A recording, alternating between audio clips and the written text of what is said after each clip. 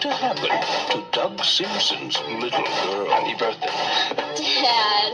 Something swift, something shocking, something with a brand new learner's permit, something called Spike. Kyle. Mickey. I'm Barry. I'm Sonny. My name's Ted. Hello. I'm Lester. My name is Still. Dad, you can't stop life from happening. Oh, no? I can sure slow it down. Oh, yeah, how? How? Total control. Total control. Now, can one average American father put a stop to what Mother Nature's already started? Sex. Is that all women think about? Tony Danza, Catherine Hicks, and Amy Dolan. She's out of control. Yep, She's Out of Control, the movie that made Gene Siskel and Roger Ebert contemplate ever wanting to review movies ever again. If you've ever seen the Siskel and Ebert review where they trashed this movie, She's Out of Control, they literally said that they almost gave up on film reviewing because of how bad this movie was. And, I've been there before, man. I mean, I've seen movies where it's the closest I've ever been to being on this level of I so want to leave this job is whenever I saw The Spirit in theaters back in 2008. That's the first movie I ever walked out of the theater. It was the part where they killed the cat and you just see the cartoonish looking eyes in the sink. It's just like, I'm done. And I walked out of there. I got my money back. And it made me contemplate, thinking, why am I doing this? But you know what? They saw Say Anything later on this day, and they were still around for a good long time. And when you watch this movie, when you see it for yourself, you could see why this movie was just a mess. It's a mess of a movie. Tony Danza, the way he looks at his daughter in this movie is just, it's unsettling. It's really unsettling. It's really creepy looking, and all you gotta think to yourself is, what were they thinking when they made this movie? I mean, this is a mess. This is a bad movie. Really bad movie all around. It's one of the worst movies of the year, and yeah, you can see why this movie made people want to quit their jobs at some point. But like I said, Say Anything came out on the same weekend. People saw that later on, and all is right with the world, I guess. A strange force has entered the galaxy. The future of mankind is at stake. It could only mean one thing. Greetings, Captain. Spock. I do not think you realize the gravity of your situation. The vacation is over. Now, the crew of the Starship Enterprise Are you ready? is taking adventure where it has never gone before. What are you standing around for? Do you not know a jailbreak when you see one? From the mind of a madman Hostile force has taken control of our vessel. Mr. Sulu, full ahead. through the center of the galaxy You know we'll never make it through the Great Barrier. to the final frontier. Fascinating. How often have you done this? Actually, it's my first attempt. Fire the rockets! You never cease to amaze me. Nor I myself. This is the boldest trek of all. Warp speed now. Star Trek V, the final frontier. Mr. Scott, you're amazing. Well, there's nothing amazing about it. I know this ship like the back of my hand. Now, before we delve into this one, I might as well talk about the previous 4 films that came before this one. Star Trek The Motion Picture, I think, is one of those interesting failures. It's not a bad movie per se. I really enjoy it, but you can obviously see a lot of the plot problems with it. Like, it's a very slow-moving picture. It's a movie that you really have to take your time with it to really appreciate it. I don't think everything about it truly works, but there are a lot of elements in there I do like. I don't want to say it's a bad movie in particular, but I don't think it was right where they wanted it to be. Star Trek II, The Wrath of Khan, I don't really need to say anything about that one. That one's a classic. That one really upped the game on what made these movies so unique and so different compared to the TV series. And Ricardo Montalban as Khan. What more do you need to say? Just a great movie overall. Star Trek III, The Search for Spock, was alright. was a decent continuation of the Wrath of Khan, but overall not quite as good as the Wrath of Khan, but still pretty enjoyable. And then Star Trek IV: The Voyage Home was an interesting movie. It's definitely more mainstream compared to the other movies, and it definitely felt like Leonard Nimoy making his... I believe this was this his first movie as a director, or did he direct Part 3? I'm not entirely sure. Give me one. Okay, I did look it up. He did direct Star Trek 3. But Star Trek 4 was a big success, not just for Star Trek fans, but also just for bringing in a mainstream audience, and kind of helped revive Star Trek a bit, because not but shortly after that we got Star Trek: The Next Generation, and now we have Star Trek V: The Final Frontier, which brings in William Shatner as a director, and you figure Leonard Nimoy did it twice and it worked very well. Jonathan Frakes, who played Riker in The Next Generation, would have success as a director of the 2 Star Trek films later on in the 90s. So why not Captain Kirk? Why not let him direct a movie? And then we actually saw the movie, and we saw why you should never let William Shatner direct another Star Trek movie. But, yeah, this was a mess. This is still a mess. And, some people could blame the writer's strike of '88, because this was happening when the writer's strike was happening, back in 1988, which affected a number of movies. But, I mean, this movie was just not good. This was not a very good movie. It really did feel like that... How do I put this? It's one of the producers of this movie said that this film nearly killed the franchise, which is hard to believe because Star Trek: The Next Generation was such a big success at the time, but that tells you a lot, that this movie was so bad that this movie almost destroyed the franchise in particular. I mean, this movie felt like it was directed by the same William Shatner from that SNL sketch, I think, when Star Trek 4 came out, when he hosted SNL. When he goes to the convention, he tells all these Star Trek fans to just get a life. I feel like this movie was made by the same William Shatner, who basically said, I'm going to make a movie so terrible that that Star Trek fans will have to get a life, and I can stop doing these movies. And sure enough, this movie really did not work out. I mean, it really did not feel like a good movie was being made here, and it's amazing how so many people, including the longtime people who've been with the series, including Gene Roddenberry, Leonard Nimoy, DeForest Kelley, they were all so objected to this premise and the script that it's amazing that Shatner was able to still get them to do this movie. But I guess they figured the movie was going to be a success regardless, but lo and behold, it really wasn't. And I mean, right away, you can kind of see why this movie wasn't successful. I mean, there are parts in here where I get what Shatner's trying to do. There's a great moment where they're sitting around a campfire, and then William Shatner's talking about, Captain Kirk's talking about how because in the early in the movie, there's a scene where he's on a cliff, and he's climbing it, and so he talks to Bones and Spock later on at the campfire and says, well, I knew I wasn't going to fall because I know that you guys are with me, and I know that I'm never going to be alone. And he says, like, I've always known that I'll die alone. And you know what? I mean, it's an interesting scene to have for a guy. And it's something that this movie could have easily added on to that, but it's hardly ever mentioned again after this. And I know that some comic books, including, I think Star Trek Generations has a prequel that's not in the actual movie, where it actually delves more into that with Bones and Chekhov. But not in this movie. But I mean, it's an interesting setup here. But when you see what it really leads into, however, it still baffles me why they thought that this scene in particular that I'm about to show you was so important. They go away from that, and then they decide, you know, let's sing a campfire song. Let's sing Row, Row, Row Your Boat. And you wouldn't think that wouldn't be a big deal, but the way it's done in this movie is just... Well, I'll show you what I mean. Watch the clip here, and I'll show you what I mean.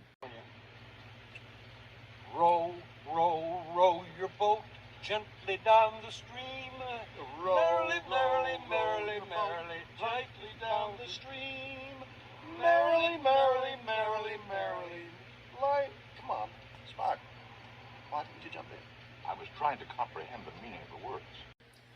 I think a lot of people were trying to comprehend the meaning of the song being in this movie because, yeah, what's the point of this song being in the movie? It'd be one thing if it was just that one scene, but it gets mentioned numerous times throughout this movie, including in the end credits. Like, they think that this is what the movie needs to end on, and it's just like, what's the point here? What's the point of having this scene in there? I mean, it doesn't make a whole lot of sense to the story that we're getting into here, and we haven't even gotten to the main story yet.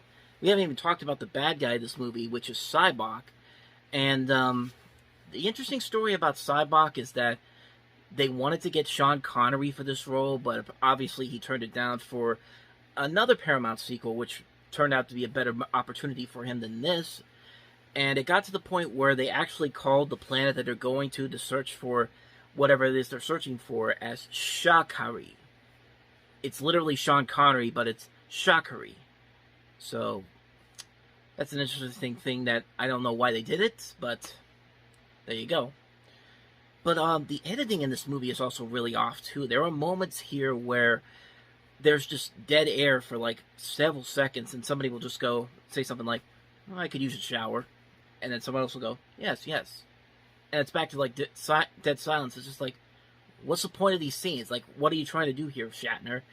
And it's Kirk and Spock talking about that when they're going into the Enterprise and all that. But yeah, there's also another part where they're trying to get away from the bad guys, and they fire these jetpacks, these rockets that take them up into the Enterprise, and you see all these deck numbers, like Deck 53, Deck 54, Deck 64, and then it goes back down to Deck 63, and then Deck 58, and then the numbers just keep going all over the place, and you're thinking, what the heck is going on here? Have we entered like we're entering like a labyrinth or Inception type of thing where just anything can happen? I mean, it just doesn't make a whole lot of sense. And really nothing about this movie makes a whole lot of sense. The bad guy, who really isn't, he's not necessarily a bad guy in this movie, but he has this, basically what they're trying to do here is trying to find God.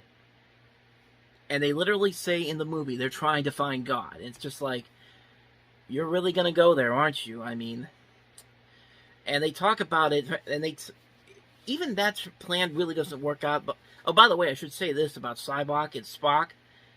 They're half brothers in this movie. So, and the way they try to just say that there's a scene where Kirk, Spock, and Bones get caught by the caught and put in like a jail cell, and Kirk is just like, I ordered you to defend your ship, and Spock is just like, you ordered me to kill my brother, and Kirk is just like, your brother? There's no way you could have a brother, because I know for a fact you don't have a brother. And Spock is just like, well, no, I don't have a brother. I have a half-brother. And it's just like, you want to fill us in on that? It's just like, nope, doesn't even get mentioned ever again. It's just like, no, they're half-brother. It's just like, okay, how is Sybok and Spock supposed to be half-brothers? They don't even look alike to be brothers to begin with. It's just like, what is the purpose here? Like, why we have to connect this? This isn't like in Batman where the Joker and Bruce Wayne are connected because the Joker killed his parents in the theater alley in the '89 Batman movie. We'll get to that whenever we get to that movie, but in here it makes no sense whatsoever, and it just doesn't click. You know what else doesn't click? I'm baffled by this scene. I think a lot of Star Trek fans are baffled by this scene where Uhura's trying to get these captives away from where these officials are holding their meeting at, and these officials from these different areas of the galaxy. Yeah, it's literally a human, a Klingon, and a Romulan they have this diplomatic meeting in a bar for some reason. I mean, there are other places you could have gone to, and so they have to go. The crew has to go and save them from the bad guy, and Uhura decides to distract them by doing a dance. And it's I'll let you watch for yourself, and you can see what I mean. What's that? Nicking. It's Nick.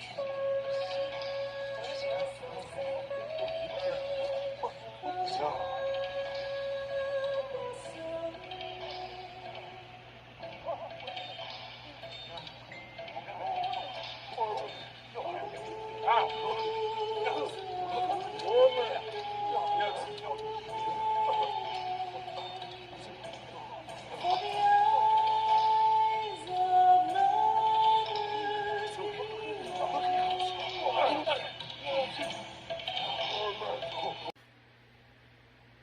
Yeah.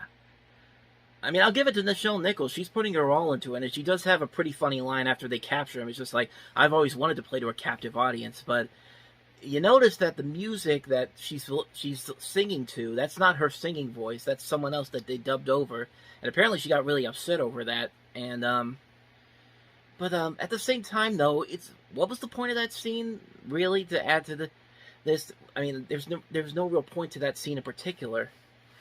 But it's just like that all over the movie. They have these scenes that make no sense whatsoever. These setups really don't make a whole lot of sense whatsoever. We don't really know what Cybok can do with this ability to take away somebody's pain. They don't really go into it. They don't really express it, why he's doing this. But yeah, let's talk about the climax of the movie, because throughout the movie they're talking about how the Great Barriers, there's no way any ship can get through there, because anyone that gets through there has been severely damaged or destroyed. And the ship, when they finally get to the Great Barrier, you're expecting this huge moment for the ship to just to somehow get through here, and it just goes in there without no damage to the ship whatsoever. The ship isn't even shaking or anything. So, where was the great danger here? Where was the danger in this? And you just got to think to yourself, like, what were they thinking here? It's like, did all the other ships just look at this and go, oh, yeah, I'm just going to go away from that. That looks too scary for me. It's just like, what's the point? Like, what's the point of even doing that? It's just like, it's just so many moments like that don't make a lot of sense. And then they finally get to the Creator. They finally get to God, and he's just like, how did you break through the barrier? And Cybok is just like, oh, with the starship. And he's just like, and God's just like, could this ship carry me to carry my will? And Kirk just goes, what does God need with a starship? He's just like, and I felt like that was a scene, I felt like that was something that during the pitch meeting for this, a Paramount executive saw that line in the script and said, hey, Bill, what does God need with the starship? And Shatner probably went, exactly. And that's how it got into the movie. That's my thinking behind that. But no, it turns out this is not the Creator. This is actually another villain. And guess who the real villain of the movie is? Cybok. Yeah, they never really explain it. Cybok pretty much just goes, reveal yourself to me, and it turns out the Creator removes himself out of there, and it's just another version of Cybok, and it's just like, okay, like, does anyone here really know what the hell's going on here? I felt like Robin Williams in that stand-up special he did a few years ago. At this point, even Caligula's going, what the fuck are you people doing? And so, basically, Cybok sacrifices himself to combat the creature. Kirk sacrifices himself, sending Spock and McCoy back to the ship while Kirk tries to take down the being. And then the Klingon ship that was following them throughout the course of the movie, I forgot to mention that comes back into play, and really that's a scene that's completely unnecessary, because they make it seem like this Klingon guy is going to be a villain, but they have a Klingon diplomat on the ship. They could probably tell the guy that, hey, these guys are cool and everything, but never really get to do that. But, yeah, that's pretty much Star Trek V. And then they have this message about how maybe God is inside of us. Human heart kind of stuff. And the movie just ends with them going back to shore leave. And once again, got to finish it with row, row, row your boat, which apparently was a huge laugh riot for the people, for William Shatner, who had to end the movie like this. And yeah, this movie is terrible. This is a terrible, terrible movie. And yeah, you could honestly feel like it felt like he was trying to destroy the goodwill that he had with this series. And it just didn't feel like his heart was in the right place for this. Maybe you could say the writer's strike had something to do with it, but you gotta know this stuff, dude. You gotta know this stuff better before you could say, hey, I want to direct this movie. But yeah, Star Trek V is one of the worst movies of this. Is the worst movie of this franchise, without a doubt. And at least they were able to rectify it with the last movie they did, the next movie, The Undiscovered Country. But we'll get to that when we get to that in 1991. So that's my thoughts on Star Trek V: The Final Frontier. It's a bad movie. It's definitely the worst of the series.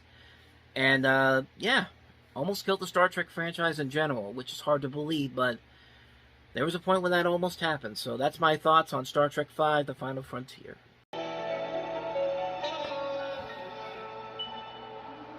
Friday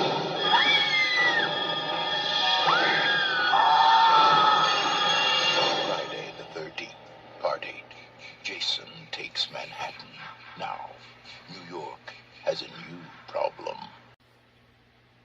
Yeah, I had to trim some of that trailer down because really, most of that trailer for Friday the 13th Part 8 is just basically the back of Jason looking at New York City. I mean, it was literally a minute of just that. So I cut it off at near the tail end, just showed you the little bit there at the end. And honestly, that's pretty much the best way to describe the movie itself, because we don't really get to New York until the final third act of the movie. And even then, when Jason ends up in Manhattan, he really doesn't do a whole lot in this movie. That's not only is the title very misleading because most of the movie is spent far away from Manhattan until the third act, nothing really happens when we actually get to New York. It's really a major letdown of a movie, and this is from a series that pretty much recycles the same thing over and over again. But at least with the Friday the 13th movies before this, they were a little more clever in the way they killed people. I mean, yeah, they were pretty much the same stock characters, but at the same time, you still got more variety to the kills in this movie. And this one is just like, they're on a boat for most of the movie, and then they get to New York, and New York and they don't really do anything in New York. It really is just like, Jason's in New York. That's our movie. Bye. No kill. It's hardly any kills. There's nothing really all that exciting in this. And, yeah, this movie killed Friday the 13th for a little bit. Like, this was the last movie they had made, because there was a point where between 80 and 89, there was like 8 different Friday the 13th movies, and most of them were coming out one every year, because they kept making money for the studio, even though Paramount didn't want to make any more. So I feel like this movie probably they made this probably to just stop the series completely, because they were so done with this series. Although I did hear that it's because that the budget was so small, they didn't have enough time to film all the stuff they wanted to in New York. So the movie basically just came out really ugly, and like, it doesn't really fit to the title of the movie. The title is Jason Takes Manhattan. The promos are all of Jason hovering over New York City, slicing the I Love New York sign. He even went on the Arsenio Hall show in costume to promote this movie, and it's just like, you went to all this trouble and for this to be as bad as it was. That says a lot about this series, because this series just only gets worse and worse from here. But wow, what a mess this is. This is a wasted opportunity of a movie that could have been so much more.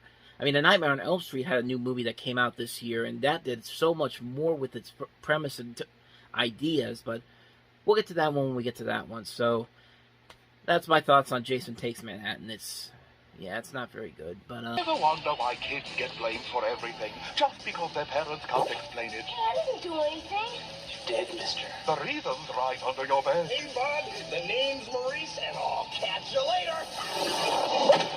What goes on down there is every kid's fantasy. It's magic. Think of it, Brian. No teachers, no rules, no homework.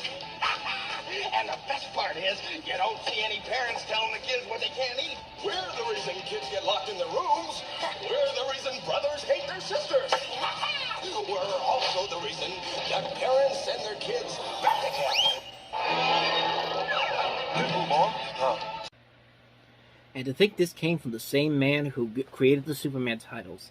No joke, this is directed by the man who worked and designed main titles for major movies, including Superman, and he also was a visual consultant on Predator, among other movies, and this is his lone directorial outing, and it's one of the ugliest things I've ever seen in my life. This movie obviously came out immediately after the success of Beetlejuice. Everyone was trying to cash in on that, but Beetlejuice at least was a likable jackass. Everybody here in this movie is an annoying jackass. I'm not just talking about Howie Mandel, who's just super annoying in this movie, but everybody in this movie is annoying. The parents are annoying, the other kids are annoying, Fred Savage is annoying. It's just not a good movie at all. And this was written by Ted Elliott and Terry Rossio, who've worked on a number of movies in the past, including Aladdin, Shrek, Pirates of the Caribbean. Actually, those came after this. It's like, this is one of their first movies, and it's just like, Thank God they got better, man, because holy crap, this was terrible. This was a lousy movie. I know a lot of people like it for nostalgia's sake, but I didn't get into it. I didn't get into it. This is just an even more annoying Beetlejuice. Beetlejuice was at least a likable, annoying asshole, but this Howie Mandelness is just... Ugh. Some stories have so great a power that with each new generation, they are reborn. There's a feeling, a passion. But it had to come from somewhere. This was no phantom. Ghosts do not skin their victims. This is the work of an artist. We will make music that the world will love forever. Take the last step to me. You are the angel. You are my voice. I feel him and I hear him. I don't want this feeling ever to go away. The Phantom of the Opera. The all-time horror classic. The Phantom is real. It has a name. Is now a major motion picture. You love the music. I am the music. A lot of people are dead, Mr. Dutton, and the murderer is in your house. Someone is doing murder in Christine Day's name. Our souls are one. No! Robert Englund is... You're him, aren't you? The Phantom of the Opera. The Phantom of the Opera. Only love and music are forever. Of course, it doesn't help when Freddy Krueger is being the main promotional piece for this movie. There are literally posters, and the Blu-ray for this actually has Robert Englund in the Freddy Krueger makeup. It says, Robert Englund was Freddy, now he's the Phantom of the Opera, and it's like, okay, that's not really the way you want to sell this movie. Especially since the Phantom of the Opera by Andrew Lloyd Webber was already out at this point, and it was a much bigger success on Broadway. It would have its own movie adaptation in the 2000s, but we will get to that one when we get to that one. But this one is an updated, gorier version of the classic story by Gaston Leroux. I think I read the name right. Gaston Leroux. And, of course, stars Robert Englund as the Phantom. And this could have been something interesting. The director of this, Dwight Little, did the last Halloween movie, Halloween 4, The Revenge of Michael Myers. He also would later go on to direct movies such as Marked for Death, Free Willy 2, Murder at 1600, and, yeah, the movie just doesn't work. I mean, it's not a bad-looking movie. It is visually impressive, and I'll give it to Robert Englund. He's doing the best he can from the little bit of this trailer that I see here. I think he is trying his best to make this work. But, yeah, like I said, the movie, I think, was just trying way too hard to sell you another Nightmare on Elm Street type movie, except there's no there isn't that comedy that was there in the later Nightmare on Elm Street movies, and it just didn't work. It just doesn't work from what I see here. So, like, when the alternate title cover of this film is Freddy the Musical, there's a huge problem here. So, that's my thoughts on the Robert Englund Phantom of the Opera. Very forgettable movie. England's trying his best, but it just doesn't work. So. The time has come when a student must question. I know you don't believe in fighting, but this isn't exactly fighting, you know? Not exactly ping pong either. When a teacher must let go. Miyagi always train you, but for tournament, cannot. When a conspiracy is planned. You said that if I beat this LaRusso kid in the All Valley tournament, that you give me 25% of your new dojo. When a trap is set. You know how to front sweep? Not really. Do you know how to sweep? Of course. Or like this. And left the side. Right. No joke. I need your title. You don't enter, that affects my financial future, Daniel. Get it? You think you can rely on that crane crap? Last time you weren't fighting this. Mr. Miyagi loves you. He has faith in you. This guy wants to break. Humiliate you. Stomp you into the ground. Yes! I'm sorry if you don't like it, but I got problems, and if you're not going to be part of the solution, don't give me a hard time about it. Now, the man must make a choice, and the kid must become a man. You are going to defend. You're getting in that ring. What am I doing? First he suffers, then he suffers some more.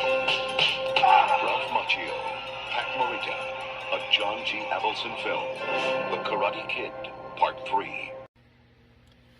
Yeah, coming off the last two Karate Kid movies, which were gigantic hits in 84 and 86, especially the last one, The Karate Kid Part 2, which actually made more money than its predecessor did, this was a major step down from the previous two movies, largely because it basically just rehashed a lot of elements that the Karate Kid movies had already done beforehand. I mean, the main villains are basically the same guys from the first movie. The situations are basically the same thing from the last couple of movies. There's no real sense of danger in this one. Like in the Karate Kid Part 2, there was a legitimate sense of danger and intensity of whether or not Daniel was going to actually be able to get through what he was going through in that movie. But in this one, it just felt like they were just making a sequel to just make a sequel. It's a movie that suffers a lot from sequelitis. And, yeah, everyone pretty much forgot about it, which is interesting because this is John D. Avildsen, who also directed Rocky, and Rocky V the next year would have kind of a similar impact, similar situation to what the Karate Kid Part 3 had, in terms of rehashing the same stuff from the previous movie, definitely being a major step down from the previous movies. But, yeah, Karate Kid Part 3, it's not really a bad movie, honestly, but it's definitely a major step down from the last two movies. This is a movie that's just kind of but it suffers a lot from sequelitis. I mean, I would say it's the worst Karate Kid movie, but the next Karate Kid that came out 5 years later definitely would change that, but we'll get to that when we jump into 1994. Two tickets to California, please. It's $226. Well, we only have $27.30. What does that get us? No. Corey's taking his brother Jimmy on a ride. These two boys already traveled more than 80 miles across the state. We hired someone to find him. What's his problem? He's just shy. But Jimmy's got a secret You got 50,000 on Double Dragon? that could make this the ride of their lives. Look at him. He's a wizard. He's headed for the video championship. This guy? What is that? Power glove. Yeah, well, just keep your power gloves up front, right? With a touch of romance I am not kissing a boy. and a ton of trouble. That's huge. We're too late. 4 feet down! Sorry about that. You maniac! They'll get there any way they can. Hey, here we come! It's Jimmy! It's Jimmy! Come here! Stop them! Hey!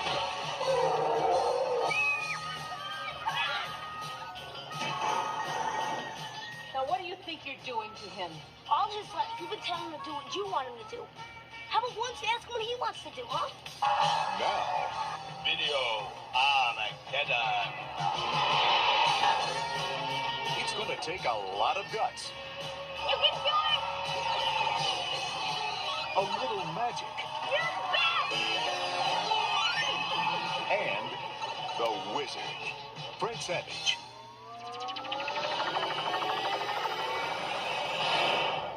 The Wizard.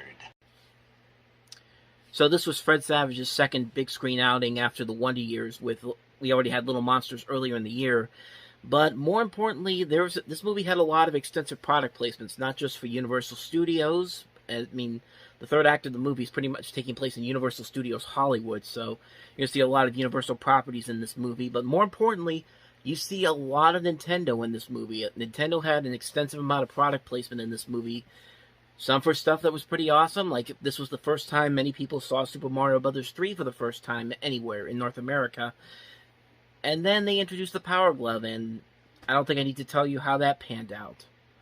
But, as far as the movie itself goes, it's difficult, it's complicated. Like, it's a very generic movie, to say the least. Like, it's a very formulaic story. There's nothing really exciting or different that makes it stand out on its own. It just doesn't really do anything to push itself to another level that it should be good at. But I mean, I don't hate it either. Like, I went into this thinking, okay, I've heard the bad things about it. Chances are I'm probably not going to like this movie all that much. But I didn't hate it. Like, I don't hate it, but I don't like it either. I think it's just kind of in the middle. Like, I see elements in here that do kind of work, but the stuff that doesn't really work just really doesn't come together in the end. I think the biggest problem with this movie has, like I said before, it's basically just a feature-length commercial for Universal Studios Hollywood and Nintendo, but it's one of those things that's made by people that clearly have no idea what Nintendo really can do. Like in this movie, they make it seem like Nintendo brings everybody together, like it brings the whole family together, and it's just like, good and damn well that Nintendo does not bring the family together. At least not with this. Of course, they tried to do it later on with like the Wii and all that, the Wii and the Switch and all that, but yeah, good and well that Nintendo doesn't bring people together like this movie makes you think it does. But even for a movie about Nintendo, there's not really a whole lot there for it. I mean, overall, the biggest problem with the movie is that it's a movie it's basically the same problem we have with most video game movies nowadays. Like most video game movies, they think they know their source material. They think they know what's going to appeal to people, but this movie, it just doesn't really feel like that. And even though Nintendo clearly had a lot of influence on this movie, I just don't think it was enough of what they really wanted to get from this. And I think it was also because they had to rush this out quickly, because they actually were supposed to put this out in the summer of '90, but because the Jetsons movie was dealing with so many behind-the-scenes production problems, they pushed that one back and they pushed this one up. So maybe that's why we didn't really get the movie that I think they really wanted to get, because they had to rush this out so quickly. But yeah, other than that, The Wizard doesn't really have a whole lot there. I don't think it's terrible, but I don't think it's as great as most people were expecting it to be. But it's basically run-of-the-mill. I probably wouldn't watch it again, but I mean, it's fine for what it is. So.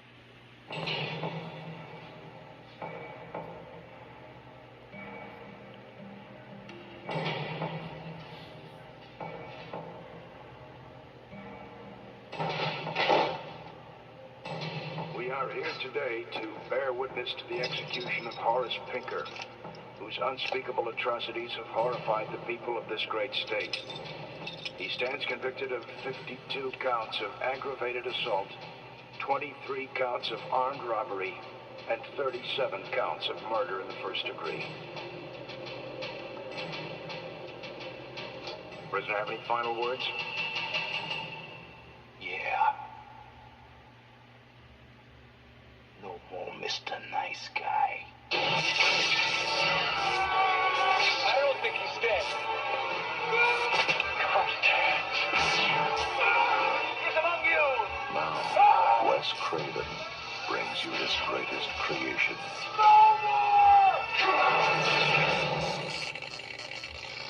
Shocker.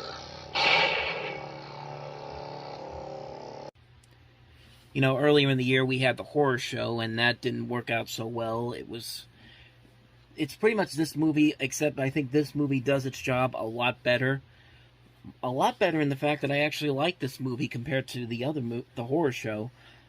It's not a perfect movie per se. It's definitely a very flawed movie, but this movie at least knew what it was doing, and at least there was some fun being had with this performance by Mitch Pileggi as the killer Horace Pinker. And it's just that, like, he's having the time of his life with this movie, with this performance that he's working with here.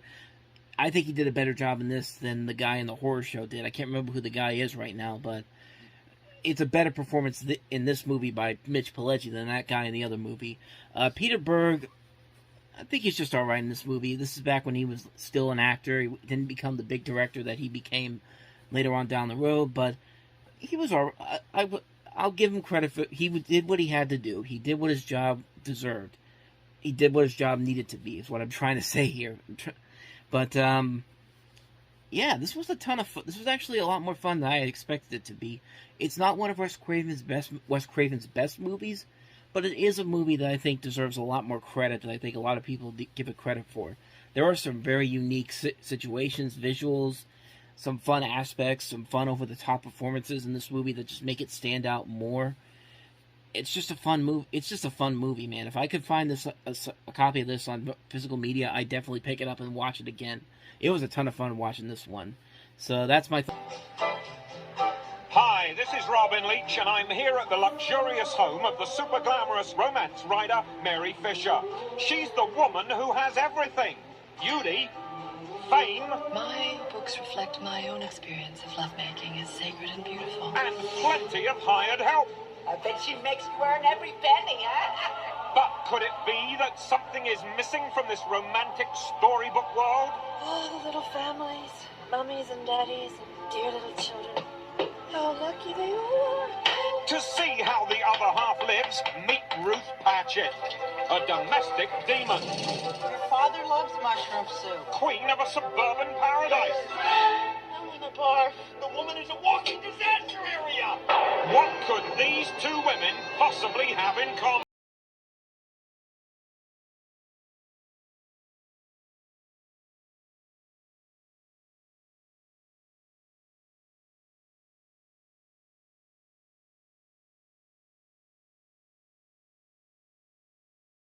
This deranged woman out of here. You're the devil in the sky. Oh, yes, you are. Devil in the sky. Oh, yes, you are. Justice serves those who serve themselves. That's your life. It's too bad. You're the devil in the sky. Oh, yes, you are. Devil in the sky. So this is Susan Seidelman's second comedy she directed in 1989. We've already looked at one of her other movies, Cookie, which had some potential but didn't work out so well. You pretty much could say the same thing about this movie here. I mean, when you really look at what you have here, you've got Meryl Streep, who was one of the top actresses at the time, one of the most nominated, most acclaimed Oscar-winning actresses at the time, and you put her together with Roseanne Barr, who was one of the biggest TV stars at the time with her show Roseanne. Put them together, you should have had something incredible here. But really, because War of the Roses came out on the exact same day, this movie just really did not... It didn't really... I don't think it really met the success factor that they were hoping for at Orion Pictures when they put this movie out. It's not a bad movie. It's not a bad idea either. There's a potential there for some really good comedy here. There are bits in here that are funny here and there, but I think for the most part they played a little bit too safe for its own good. I like the performances from Streep and Barr. I like Ed Begley Jr. in this. Also, you have Sylvia Miles and Linda Hunt. But yeah, like I said before, because War of the Roses came out, and I think that was a better black comedy than what this movie was trying to be. I think that one this one got pushed under the rug, but War of the Roses ends up being the better film, and it really is the better film. I think this movie could have almost if they had just gone the insane route that something like War of the Roses did, maybe it would have been good, but I think they were just trying to make it safe and marketable because of Roseanne's popularity at the time.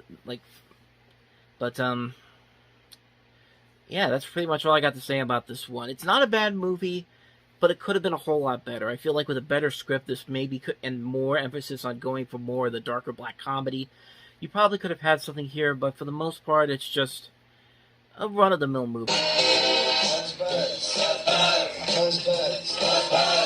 1982, John Belushi, the fabulous comedy star of TV's Saturday Night Live, Animal House, and The Blues Brothers, is dead at the age of 33. 1984, his story becomes a book by Bob Woodward, the prize-winning author of All the President's Men. You know, this could be one of those stories we've always talked about, that whole Hollywood drug scene out there. 1989, The Man and the Book become the motion picture that Hollywood never wanted to be made. The Life. Cut the demons loose, John. Let them loose. No! My God, I just watched the start of my movie. The Laughter. You scratch my hiney, I'll scratch your hiney. The Loves. Please kiss me. Please, I'll even marry you. The Incredible Times. I use drugs to keep myself alert to the comic possibilities and everything around me. The Truth. Belushi told people that drugs were built into his contract. Accidental. What is this, a Saturday Night Live routine?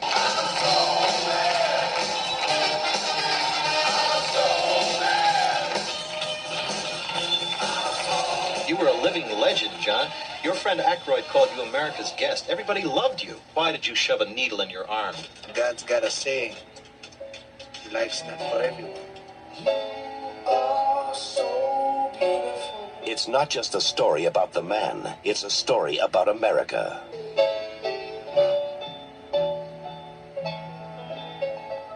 Wired, the laughs and times of John Belushi.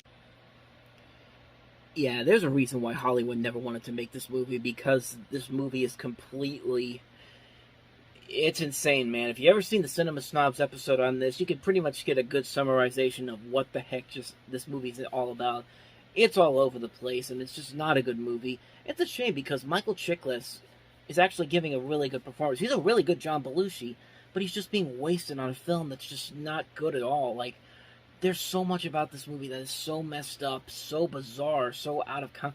And the fact that I have to keep telling people, Saturday Night Live is involved in this. Saturday Night Live is involved in this. Even though we can't show any of the clips from Saturday Night Live, we could reenact our own scenes from Saturday Night Live. We can reenact some stuff that didn't even happen in the actual TV show. They do that in this movie. I'm getting so flustered here. But yeah, it's like, what were they thinking with this movie? And I'm looking on here, and everybody who knew John Belushi hated this movie. John Landis refused to have his name involved in this, and he's in the film. And he refused to say this because he just came, and they just changed his name to a generic director who looks exactly like Landis. Dan Aykroyd in particular was really upset about this movie. In fact, when Ray Sharkey... Was it Ray Sharkey? Let me see here. Yeah, it's Ray Sharkey. Yeah, when Ray Sharkey did Loose Cannons, Dan Aykroyd actually told him to got him fired because of because of his involvement in this movie. And it just really goes to show you how much a lot of these people, even his wife, Judith Belushi, hated this movie, and even Bob Woodward himself I think, didn't like this movie. It's just like, what are you even doing? It's like, why would you even think that this was a good idea at all? Well, this has got to be one of the worst biopics ever, and I keep hearing they're going to make a new one with Miles Teller as John Belushi, but that was a couple years ago. I don't know if they're still making it or not, which I really think they should make a good biopic of John Belushi. You could do so much with that. But this movie, of course, doesn't do any of that. And it's a shame because, like I said, Michael Chiklis gives a good performance in this, but it's just wasted on a terrible, terrible script. One of the worst biopics of all time, Wired. There you go. Take out Diane Court. Diane Court doesn't go out. She's a brain trapped in the body of a game show hostess. We don't want to see you get hurt. I want to get hurt. Diane Court. Hello, Diane? Hi, Lloyd Dalbert, sir. I'm an athlete, so I rarely drink. Kickboxing. I heard of kickboxing, sport of the future? I can see by your face, no.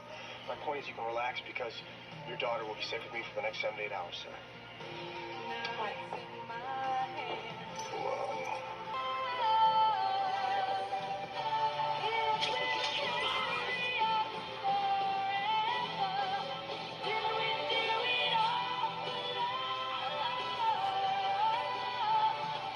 Hey, Lloyd, someone's here to see you.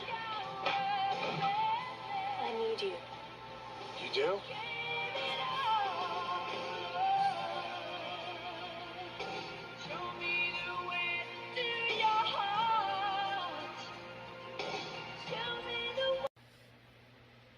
Obviously, this movie really doesn't need a whole lot of explanation to it. Say Anything, of course, stars John Cusack and Ione Skye. It also has John Mahoney in it. Joan Cusack is also in this. It's one of Cameron Crowe's earliest movies. Like I said, there's really not much to talk about here. This movie is a great coming-of-age teen drama.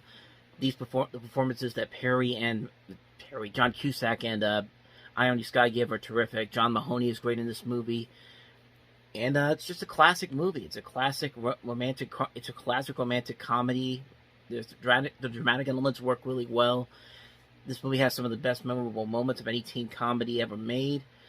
And of course, you have the famous scene where John Cusack's holding the boombox over his head when he's looking out his girlfriend's window. Just a classic movie all around, man. Just a classic romantic comedy. One of Cameron Crowe's earliest movies that got his name out there. Just a phenomenal movie, man. I don't think I need to say anything more about that one. Say Anything is a true classic. It's one of the best movies from this year. And, Where do you live? City. You have a house? Apartment. want to rent. Rent. What do you do for a living? Lots of things. Where's your office? I don't have one. How come? I don't need one. Where's your wife? Don't have one. How come? It's a long story. Do you have kids? No, I don't. How come? It's an even longer story. Are you my dad's brother? I'm your dad's brother, all right. He's John Candy as Uncle Buck. What does he like to drink? I've been leaving the toilet seats up. Is that what the blue water is? It's not good for him, huh? So Uncle Buck is, of course, the third film that John Hughes and John Candy have done together. Of course, Planes, Trains, and Automobiles, The Great Outdoors, and now this. And while this isn't certainly as good as Planes, Trains, and Automobiles, which I think is a comedy masterpiece, it's a little bit better than The Great Outdoors. And I like The Great Outdoors, but Uncle Buck is just a great movie. I really enjoy this movie a lot. John Candy works very well here. You also have Amy Madigan in this. You also have Jean Louisa Kelly, who would later go on to star in the show Yes Dear. Gabby Hoffman, who we would later see in shows such as Girls and Transparent. And a young little boy named Macaulay Culkin, who went on to work with John Hughes again on a bigger, more grander size hit. But we'll get to that when we get to 1990, and I think you all know what I'm talking about. But everybody here works really well here. I like the comedy. I like the dynamics they have here, and it's just a funny movie. It's another funny movie from John Candy when he was at his true peak. I mean, this is really good stuff here. It's a great comedy, great family film, great cast all around. John Candy is great. The situations are great. It's just a great movie, like I said. Men and women can't be friends because no man can be friends with a woman that he finds attractive. He always wants to have sex with her. So you're saying that a man can be friends with a woman he finds unattractive? No, you pretty much want to nail him, too. Grab? No, I don't like to eat between meals.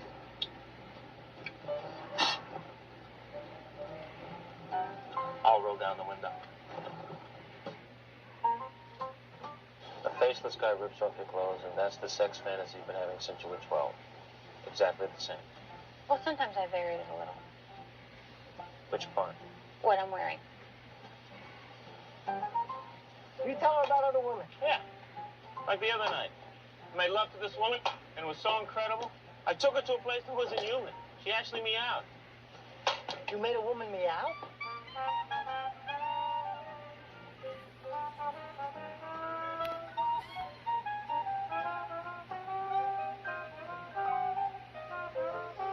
Are you comfortable? Sure.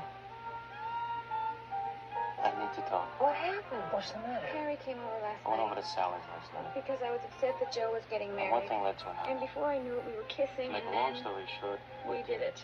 They dated. challenging, I'm difficult. I'm too structured. I'm completely closed off. but in a good way. And I'm gonna be 40. When? Someday. In 8 years. It's not the same for men. Charlie Chaplin had babies when he was 73. Yeah, but he was too old to pick them up. Directed by Rob Reiner, this came out 2 years after The Princess Bride came out in '87, and it really cemented Rob Reiner's success level as a filmmaker. He had been on a roll with these hit movies, This Is Spinal Tap, The Sure Thing, Stand By Me, the aforementioned Princess Bride, and now this movie, which I really think is a cinematic masterpiece. This is really one of the great romantic comedies of all time.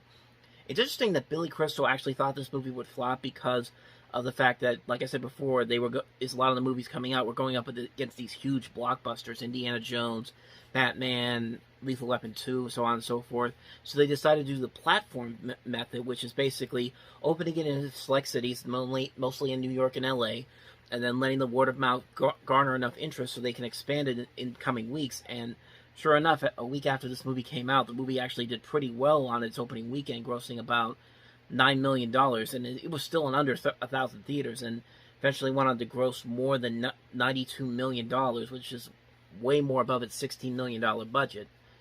And you can definitely see why the movie caught on. This movie really is a very good romantic comedy. You can buy into the chemistry between Billy Crystal and Meg Ryan. The dialogue works really well. This is Nora Ephron writing. Usually she usually can never really do bad. There have been times when she's done some movies that have not been as good, but most of the time she's been pretty solid. And this is definitely one of her strongest works. Bruno Kirby and Carrie Fisher are also in this movie, playing the friends of Harry and Sally. And this relationship that they have in this movie is just, it feels realistic. It feels genuine. Like, you don't ever feel like this is being forced onto you, like you have to like these people. But no, you like these people because they are generally likable people. And of course you have like great moments like the restaurant scene, which if you go to that restaurant in Manhattan, they still have a sign that says, "Hope you had what she had, enjoy," and it's literally hanging above the sign where that table was the table where that scene was shot at. So again, not really much more I can say about this one. I think a lot of people have already seen this movie, and I think a lot of people can agree it's one of the best romantic comedies ever made. Vicky Vale. Hi. Bruce Wayne. And what do you do for a living?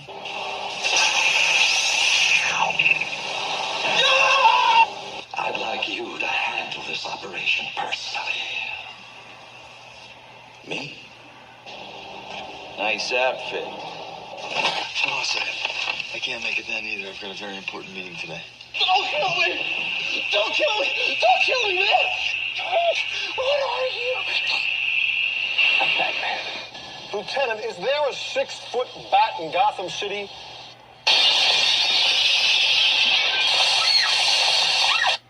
Alfred, let's go shopping.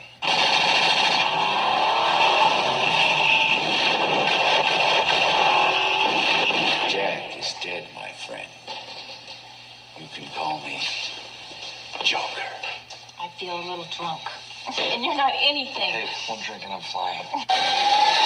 When you freak terrorizes, wait till they get a load of me.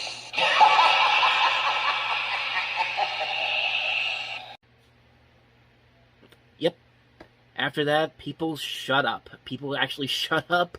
They actually got very excited for this movie, so much so that Batmania was a big thing in '89. People were stealing posters from buses and from bus stops. They were going to comic book stores and buying as many Batman merchandise as they can. I mean, Batman was a big deal in '89, and so this movie came out. This movie had a lot of hype and a lot of high expectations going into it. Jack Nicholson, who plays the Joker, was getting paid based off the profits of the movie. I think he was also getting a separate check as well, but I can't be sure on that. Actually, I've got the Wikipedia page right here just to see for myself. He had strict conditions that dictated top billing a portion of the film's earnings, so a portion of them, including the merchandise and his own shooting schedule. So there you go. That's how much Jack Nicholson got. He got a lot of money, and evidently he got a lot of money of this because this was a huge hit. And yeah, it's a pretty damn good movie. It's a pretty damn good movie because it gave us something unusual for 1989. We didn't have this generation now where we have superhero movies coming out all the time, and just most of them have been really good. There have been some that have been not so good. There was a period where it was very hard to find a good superhero movie. You had Superman the movie, and maybe Superman 2, but most of them were not very good. Even the Superman series died out pretty quickly, but Batman was a good movie. Batman was a really good movie. Tim Burton did a great job on this movie. I think he did a great job capturing the dark feel of the series that we haven't seen, of this character that we haven't seen before at this point. Because, of course, this came before Batman the Animated Series, and this was actually inspired by Batman the Animated Series, and then the movies that came after that. And Michael Keaton was really good as Batman. I like his Bruce Wayne. I like his Batman. Man, I like that his Bruce Wayne could sometimes be just as chaotic as the Joker himself. There's that great scene where he's in Vicky's apartment and the Joker comes in and he just starts going crazy. He's just like, "You want to get nuts? Come on, let's get nuts." It's just like, that's a great moment that I feel like was improvised, because even when you look at Jack Nicholson, he's like, "Whoa, this guy is too much." But of course, you got to talk about Jack Nicholson as the Joker, and Jack Nicholson is great in this movie. He's great as the Joker. He has so many great lines in here. Everyone talks about the lines of, like, "You are my number one guy" to Bob, and then him going to his boss's office to kill him, and he's just like, "Jack is dead, my friend, but you can call me Joker," as he comes out with the face for the first time.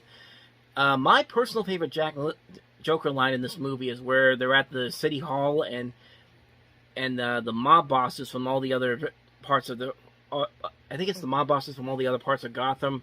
they're trying to say that they've taken control of the Grissom Empire, and then Joker comes out of nowhere. He's just like, there's a scene before that where the mob boss is just like, I saw the contracts. I saw it's a legitimate procedure, and Jack Nicholson comes out and goes, it is legitimate, and then he's just going off on this speech, and then he's like, it's like time to pay the check, and he just stabs him with the quill pen in the neck. That's a fun moment right there, and I'm sorry I didn't get the quote all the way through. I'm trying to think of this right off the cuff, and I literally completely forgot about it. Now, there are some things here that aren't the best. There are definitely moments that are still very debatable about whether I like them or not. Kim Basinger, I think, did fine as Vicky Vale. She is kind of a damsel in distress in this. She does similar things to, like, say, Kate Capshaw in Temple of Doom. But unlike Kate Capshaw, I think Vicky in this movie is actually much better. She's not just a straight up damsel in distress most of the time. She does help out in the story going through, and sometimes the visuals aren't as great as they should be, but I think that was kind of the point. Remember, this was made during the writer's strike of '88, so a lot of the things that they had to do probably couldn't be done. Speaking of the writer's strike of '88, one of the reasons for one of the scenes in the movie was because one of the writers couldn't finish it because he was on strike at the time. That was when they revealed that Jack Napier, Joker, is the one who actually killed Bruce Wayne's parents in the past, and you know, I go back and forth on that. Some people don't like it, some people do like it. I'm kind of in the middle on it. I think it works for this particular story. I don't think it would. I'm glad they just did it here and they didn't do it in any other movie. So, on the one hand, I like it, but I can see why people could be kind of so about it. But other than that, I had a blast. I always have a blast with this movie. I just watched it again recently so I can get myself ready for the recent Batman movie that came out. And it definitely delivered. It definitely delivered on everything that they wanted. The music is great here. Danny Elfman gives a great musical score to this. The visuals are very good. Sometimes the effects are kind of but again, that's kind of what they had to work with here. They didn't have a whole lot of they didn't really have a whole lot to work with, considering that this is a $48 million movie in 1989. That's like $300 million today, kind of. So, but yeah, Batman. Not much more I can say about it. It's a great movie. Tim Burton did a great job with it. Everybody did a good job with it. Fantastic movie. I don't think I need to say that you should check it out because chances are you probably have already done it. Do you remember the future?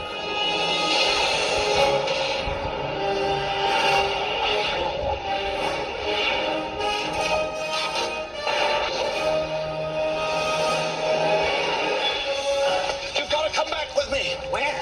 Back to the future. Are we back? We're back. What do you mean we're in the future? October 21st, 2015. Marty, we're going to be able to see our wedding. Wow. Future. I gotta check this out, Doc. Look what happened to your son. Oh, he's a complete wimp. Don't talk to anyone. You've been looking. Don't touch anything. I need to borrow your hoverboard.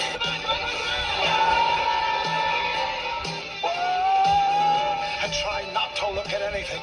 I didn't invent the time machine to win at gambling. I can't lose. I invented a time machine to travel through time. Hey, Doc, I'm all for that. What's wrong with making a few bucks on the side?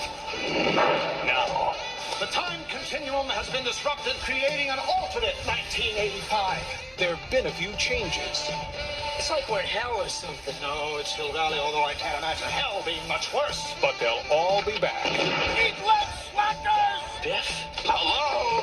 Hello, anybody home? Well, it can't be you. You're so big. Michael J. Fox. Christopher Lloyd. Michael J. Fox. More like a couple of teenagers, you know? And Michael J. Fox. Mom, is that you? Steven Spielberg presents a Robert Zemeckis film, Back to the Future, Part 2. So yeah, I wasn't kidding. This was actually my first exposure to the Back to the Future franchise. They played this movie a lot all the time on USA Network in the 1990s, and I watched it a lot on USA in the 90s, and I thought to myself, this movie's actually pretty good. Where can I find the rest of these movies? And it took me a while to actually find the first movie. I actually found it on videotape, and I actually got it from down in Universal Studios, Florida, when we went there in, I think it was 98, so I got that at one of the Universal stores, and then Back to the Future Part 3 I had seen after I saw both the first movie and the second movie, and I didn't get an actual physical copy of it until I got the DVD of it back in 2002, the first DVD release, and I did eventually get the VHS later on down the line, and as you've seen on this channel, I've been collecting several different versions of Back to the Future on different forms of physical media, and that's only grown since then. If you want to see that original video I did for Back to the Future's 35th anniversary, click the link on the put up here at the top there. And down the line, I'll do a multiplicity episode showing you the latest update on the Back to the Future collection that I've been building up these last couple of years, because it has indeed grown. But, yeah, Back to the Future Part 2. I mean, it's really tough to come off a great movie like Back to the Future, and Back to the Future is a great movie. It's a movie that still holds up on so many levels. It's a movie I quote constantly. It's hard not to watch whenever it's on TV. If it's on TV, I have to stop what I'm doing and I have it on in the background, because I'm gonna watch it. I'm gonna watch it every single time. And it's just a great movie. It has so many memorable moments to it.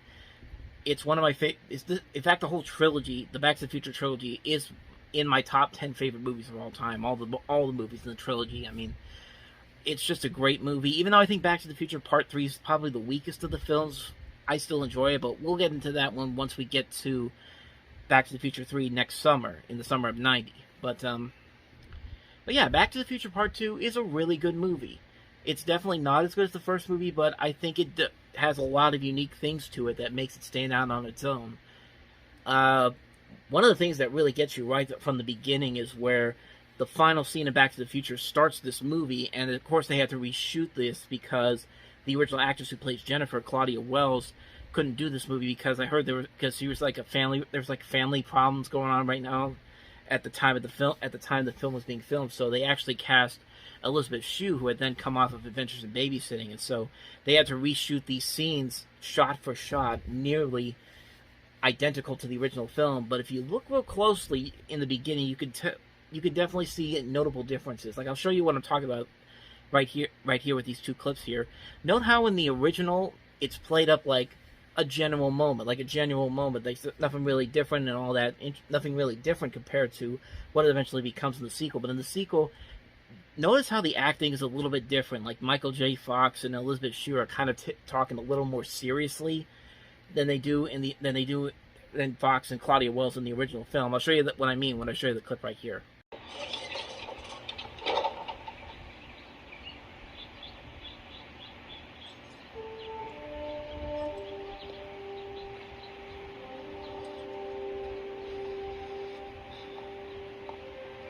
How about a ride, mister? Jennifer. Oh, you a sight for sore eyes. Let me look at you. Marty, you're acting like you haven't seen me in a week. I haven't. You okay? Is everything all right? Oh, yeah. Everything is great.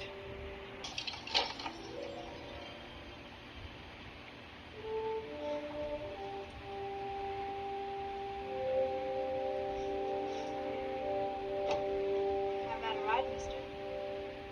Jennifer. Oh, man, you a sight for sore eyes. Let me look at you. Marty, you're acting like you haven't seen me in a week. I haven't. Are you okay? Is everything all right? Everything's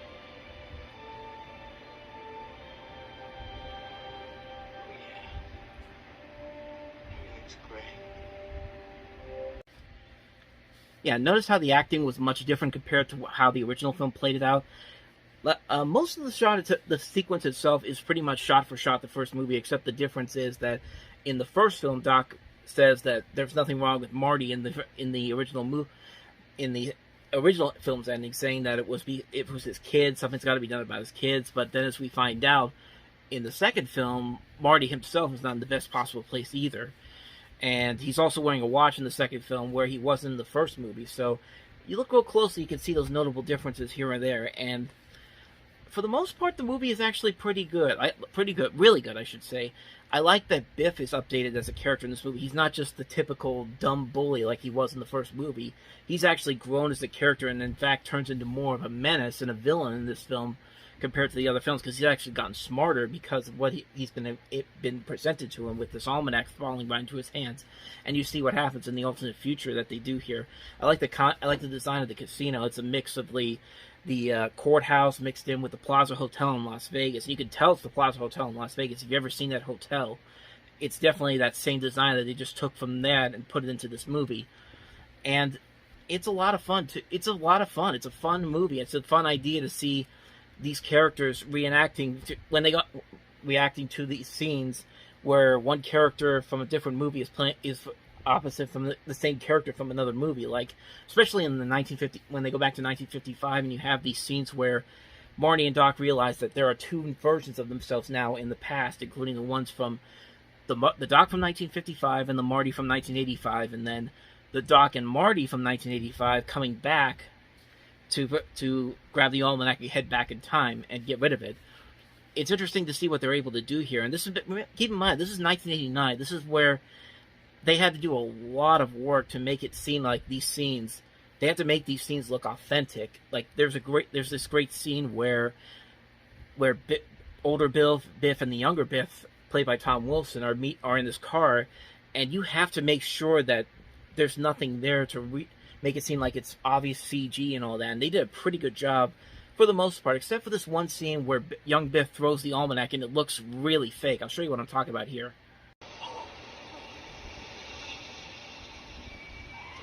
It cost me $300. Will you shut up about the car? Hey, and another thing, how do you know where I live? Let's just say we're related. And that being the case, I got a little present for you. Something that'll make you rich. You want to be rich, don't you? Oh, yeah, sure, right. That's rich. You're gonna make me rich? See this book? This book tells the future. It tells the results of every major sports event to the end of the century. Football, baseball, horse races, boxing. The information in here is worth millions. It's very nice. Thank you very much.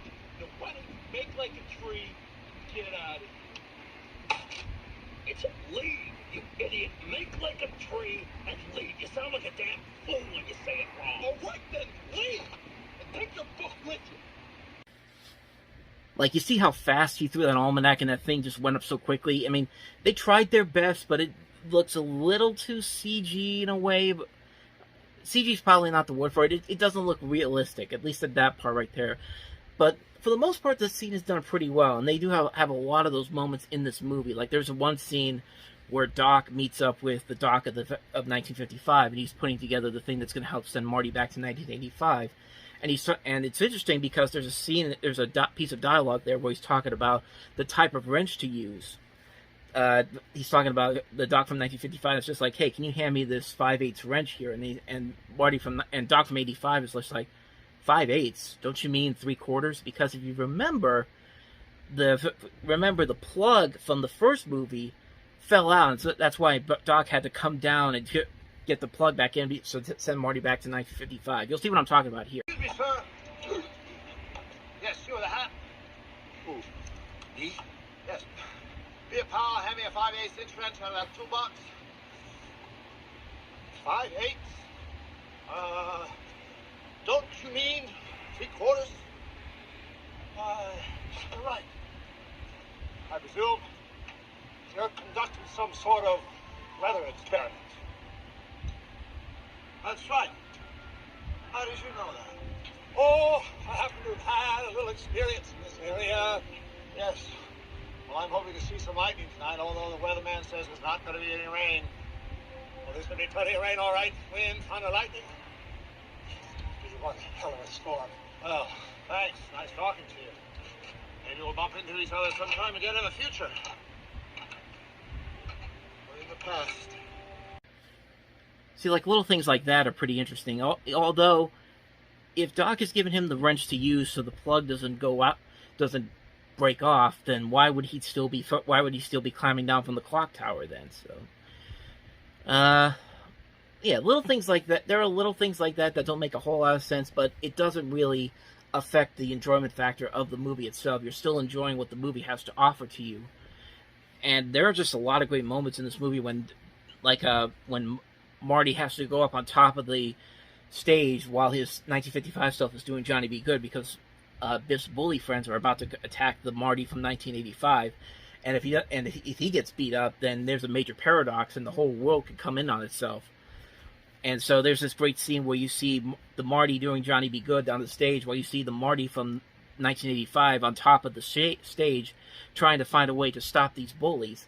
And it's a great scene. There actually are a lot of good tension-filled scenes like that.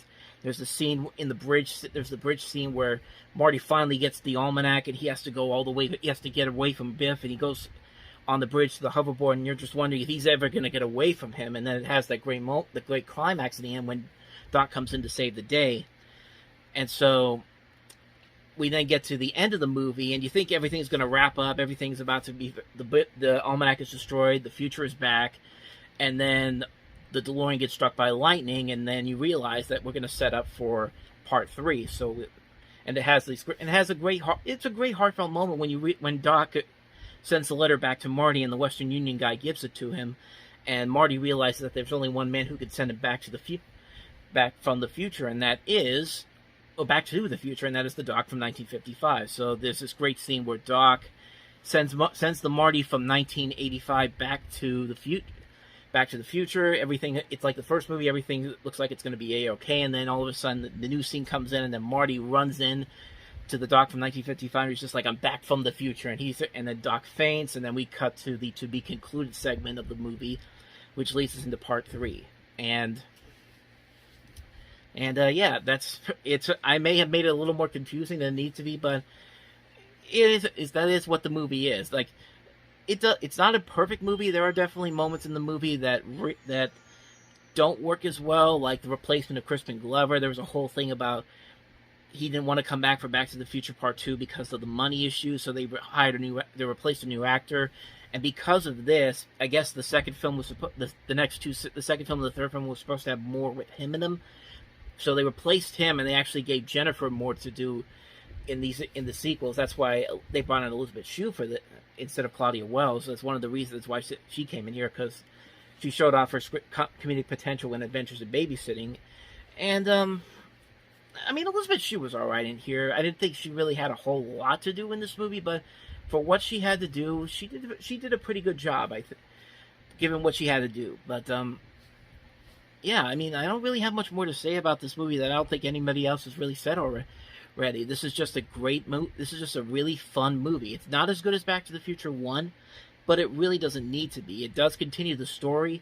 It still has a lot of moments in here that you can definitely remember. I still have a lot of great lines and moments from this movie that I'll always remember.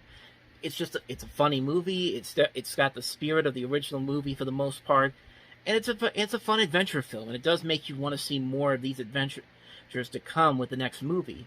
So I don't think it's an overall disaster of a movie like most people did at the time think it was. The movie did not get as many good reviews as what you might have expected, but it did well at the box office, and it has grown a following over the years.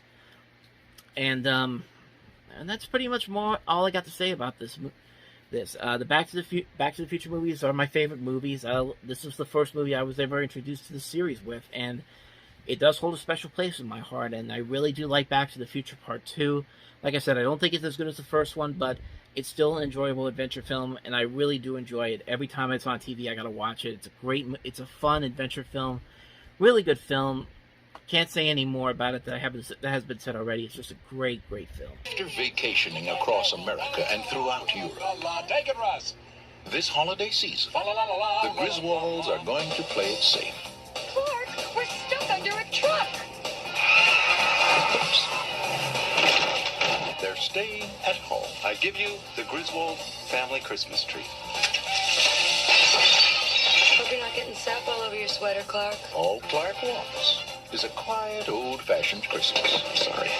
Got a little knot here. You work on that. What he's going to get is the gift that keeps on living. Merry Christmas. His family. We didn't come to impose.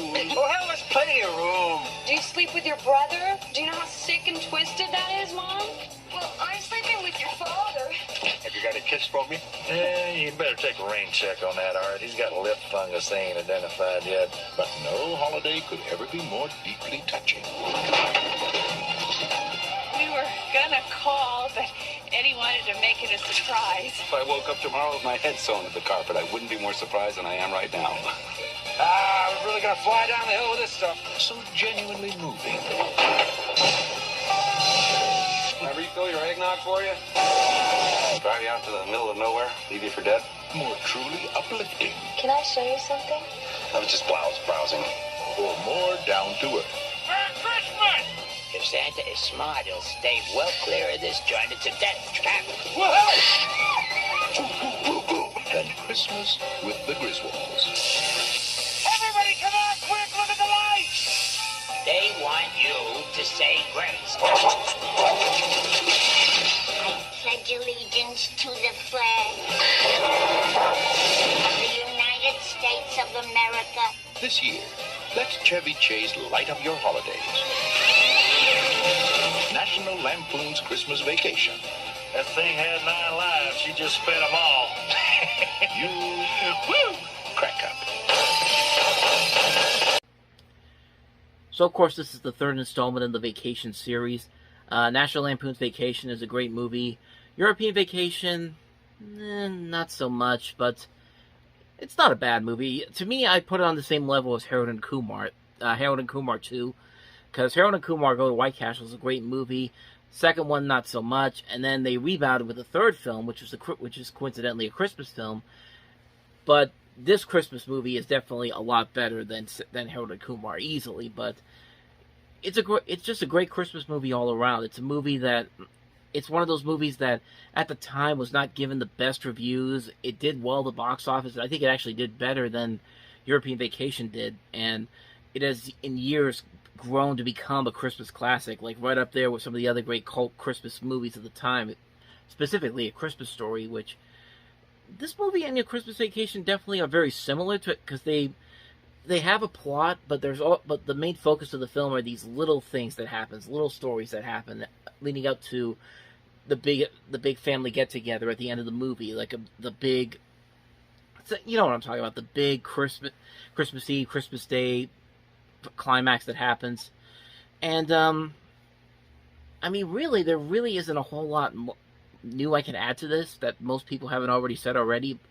It's a Christmas classic. Like, this is a movie that it has everything you want from a good Christmas movie. It's one you can watch every single year. You never get tired of it. Every time it's on TV, when AMC plays it on during the holidays, I've got to watch it. It's almost every time it's on. If there's nothing else on, I'm just flipping over to AMC and seeing it's on there. And I think last year, Christmas Vacation, I think it was on almost 100 times, if I'm not mistaken, with the combination of AMC, and then I think TBS and TNT had it on there at some point in November before it switched over to AMC. But yeah, it's a movie you can never get tired of. It's a movie that still holds up every single time. It's very funny. You can relate to Clark's situation. Like, he wants the perfect family Christmas, and whenever everything doesn't go his way, he has these plans that he has, all these plans he has, such as wanting the pool and all that. Like, you could fit, and when he doesn't get it, specifically when he gets his bonus, and he just freaks out on everybody.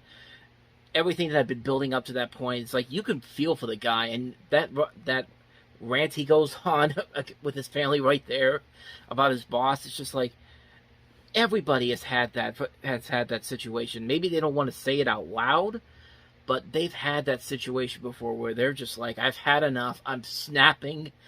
And that scene just perfectly sums up what I think a lot of people would be really thinking about at that time, at that situation that they're in. And yeah, the movie does a good job of keeping in the tradition with the other films in the series. It does a good job of, like I said, being very funny, having these... the movie also has this nice visual feel to it. Like, it feels modern, but it also feels kind of like a classy... What's the best way to describe this movie? The cinematography in particular it feels like it feels like something that could happen at any point, any Christmas, but it has this classic vintage visual feel to it. Like, I know that this takes place in '89, but it's hard for me to describe it. But there's just this weird feeling to it that is is very intriguing. Like, it feels like in some scenes you're watching a Christmas card come to life with some of the shots they have in here. Like, there's Matt's scenes in particular. Like, there's a scene where the lights on the house finally get lit up, and you see all the houses in town, and it's this nice looking matte painting, and it's just something that's weird, but it's also kind of nostalgic in a way. Like, you don't really see that anymore. Well, you don't really see a lot of matting like that in films anymore, and it's just nice to see that in a lot in this movie. And like I said, it's a very funny movie. The cast in here, once again, works off each other very well. Chevy Chase, Beverly D'Angelo, Randy Quaid, Miriam Flynn. The kids in this movie this time are played by Juliette Lewis and Johnny Galecki. You also have got Julia Louis-Dreyfus in one of her earliest movie roles. And just before she hit it big with Seinfeld, and then she was doing a Day by Day when this came out. I think Day by Day actually had been canceled at that point. Of course, you got Brian Doyle Murray. You also got these veteran actors like William Hickey, Mae Questel, Diane Ladd, John Randolph, E.G. Marshall, Doris Roberts. Just this great cast coming together, and everybody just works really well here. Like, you never feel like anybody in this movie feels out of place or anything. They all feel like this could be a realistic family going through this situation. Nobody feels like they're out of place. Nobody feels like they're just there to collect a check. Most of the performances in here are genuine, and they feel very authentic, and it just makes the situations that happen all the more funnier and all the more understanding of what these characters go through. Like, you understand what everybody's going through. You understand what Clark's going through, and as silly and as chaotic it gets, you can really feel what everybody's going through. And it's just like, that's the great thing about John Hughes movies back then. Like, John Hughes really does a good job of combining a realistic setting with screwball comedic potential. He's done that for a number of years, even before he did it with Home Alone. Like, before this, we had Uncle Buck, we had Planes, Trains, and Automobiles, The Great Outdoors, and just these great movies that feel realistic, but also have these moments that feel so ridiculous, so over the top, so silly, but it all just meshes together so well. And that's what John Hughes at his prime did so very well. And I gotta give credit to Jeremiah Chechik, who I never even heard of before I even saw the movie, I should say. I wouldn't know who he was when the movie came out, because I was only about 11 months old when this came out. But yeah, this director's pretty good. I don't think he's ever directed a comedy before. I'd have to double check that. No, this is his first movie as a director, like first directing thing, period. And it's just like, what a way to start your career off. And you have this movie here that just, like I said, it's the perfect way to start off your career. Unfortunately, he didn't really take much of an advantage after that, because most of the movies he directed after that were some were okay, others not so much. One of his most notable misfires was The Avengers in 1998, based off the British TV show, which ended up being one of the worst movies of the year. But he also did stuff like Tall Tale, Benny and June, Diabolique. But still, for a first movie, man, not a bad way to start off your career by directing this movie at first. Like I said, the visuals are very good. The movie opens up with that great animation and the great song "Christmas Vacation" by Mavis Staples, which, by the way, go online and look up National Lampoon's "Marry You," which is like a hybrid of Bruno Mars's "Marry You" and "Christmas Vacation." I swear it works so well. Like, you honestly can't believe that these two songs, completely different, would mesh together as well as they do. But definitely go check that song out. I'll put it in the link over here on the corner, so you can definitely listen to it. I was surprised when I heard how good this meshing was, but the song itself is great too. It's a great song to listen to. It's a great way to open the movie with the animation, just gets you ready for what's coming. And animated movie openings in the 80s, man, they were just something else. It's something I really wish we can get again, but more and more often nowadays, most people forget to do that and just go straight into the movie, which I get why, but it's still something I personally miss mostly. Is there anything else I want to talk about with this movie? I mean, I guess I could really say my first exposure to this movie was actually about almost 15 years after it came out. I rented it from the Giant Eagle that I worked at when we still had the video store, and I quickly fell in love with it. And then it was on NBC just a few days after that. Like NBC, like ABC, I think in '92 first had it for a couple years, and then from like '94 up until about 2005, 2006. That was like an NBC must-see event. Like, you stop what you're doing, watch the movie on TV. It was like that with Home Alone as well. Like, for about 10 years, that is on NBC. Home Alone and Christmas Vacation were like the must-watch events on NBC, which you still get with It's a Wonderful Life. But other than that, though, most of the holiday movies and specials that used to be on the air nowadays, you can just get off of streaming and all that, which is fine. But it's those older memories that I do miss a lot. Like, I miss those must-see events, like holiday events. Like you have to stop what you're doing, turn on the TV, and watch something like Rudolph and Frosty, which thankfully you could still do on CBS. And then, unfortunately, Charlie Brown Christmas is no longer on the major networks, but it's on every year on PBS. Just that kind of thing. That kind of stuff just takes me back to the good old days. I'm 33, and I'm saying the good old days, but that's just kind of something else that I wanted to bring up. But yeah, other than that, I got nothing else to say about Christmas Vacation. I think everything that's been said about it really is everything that needs to be said. It's still very funny after all these years. The cast still works great together. The writing is still top-notch. It's just a wonderful, wonderful movie that still holds up on so many levels. It's something you have to watch every Christmas.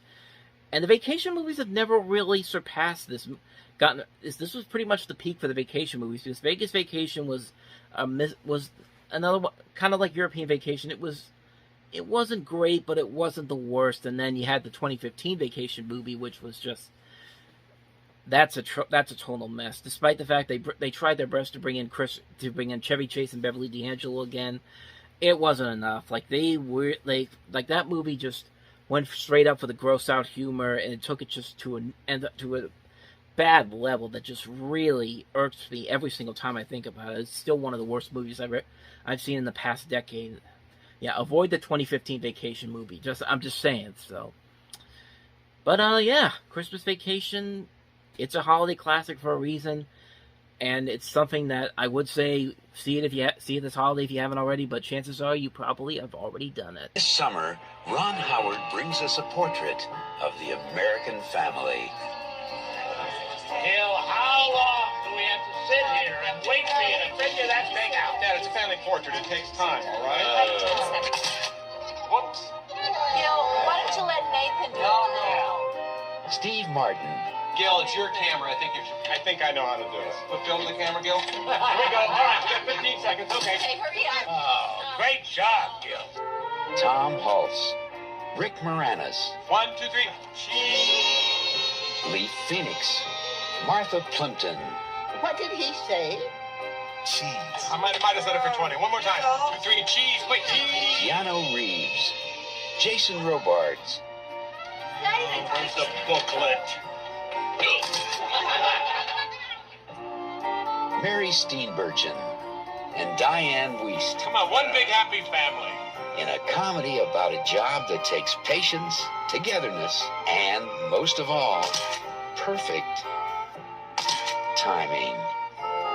Parenthood. Yeah, this is really one of those ones where I really don't have to say too much about it, because I think most people have seen the original Parenthood. Most people really like the movie, and my thoughts are pretty much the same as well. I really like it. I think it's one of Ron Howard's best movies. It's a great comedy, features a great cast: Steve Martin, Tom Hulse, Jason Robards, Rick Moranis, a young Keanu Reeves, Mary Steenburgen, Martha Plimpton. Just this great cast working off of each other in this fun family comedy that, of course, inspired a very good TV series in the 2010s, the Parenthood TV series. Yeah, I really don't have much more to say about that one. This is the most romantic day of my whole life. This is the story we're going to tell our grandchildren. Barbara and Oliver Rose. Wait a minute, what's your name? Barbara! They met great. I love rain. God, I love it too. They agreed on that. Were you happy? I'm more than happy. married. The house is so beautiful. And we live here. House, car, boy, girl, puppy, kitty. The poor bastards never had a chance. Your crystal is lovely. Baccarat. I didn't know anything about this before I met Oliver. My mother bought her glasses at the A&P, you know, the kind that raised... It always starts with the little things. And that phony laugh. All right, maybe overdid it. Let me have it. If love is blind, now I got you. Marriage is like having a stroke. When I watch you eat, when I look at you lately, I just want to smash your face in. Smash my face. I want a divorce.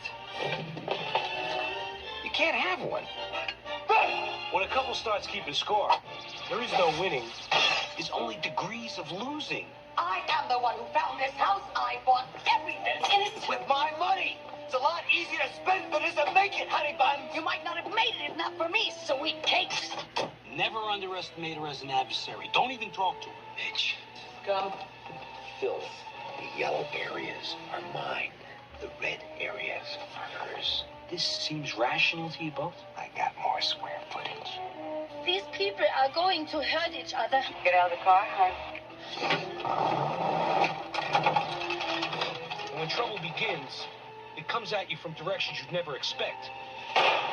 We haven't passed any point of no return. I have.